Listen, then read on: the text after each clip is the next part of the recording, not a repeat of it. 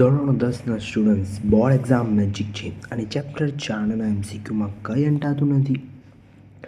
આજના આ શોર્ટ પછી તમે ધોરણ 10ના ચેપ્ટર 4ના 50% એમસીક્યુ આમને આમ બનાવી જશો સ્ટુડન્ટ્સ. હવે અહીંયા શું કહે છે, દ્વિઘાત સમીકરણ ax² + bx + c હોય તો તેનો વિવેચક, જેને આપણે ડી વડે નોટેડ કરીએ છીએ સ્ટુડન્ટ્સ, એ b² - 4ac જેટલો થશે.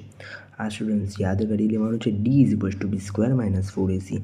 અને આ ડીની કિંમત જો 0 કરતાં મોટી હશે તો બે જુદા જુદા વાસ્તવિક બીજ મળશે, અને જો આ ડીની કિંમત 0 હશે તો બે સમાન વાસ્તવિક બીજ મળશે, અને જો આ ડીની કિંમત 0 કરતાં નાની એટલે કે નેગેટિવ હશે તો સ્ટુડન્ટ્સ વાસ્તવિક બીજ મળશે નહીં.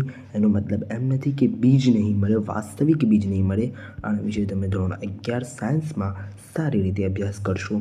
હવે મેં અહીંયા એક ક્વેશ્ચન લખી દીધો છે, જેનો તમે આન્સર કમેન્ટ બોક્સમાં જણાવવાનો છે. લાઇક, શેર અને સબસ્ક્રાઈબ.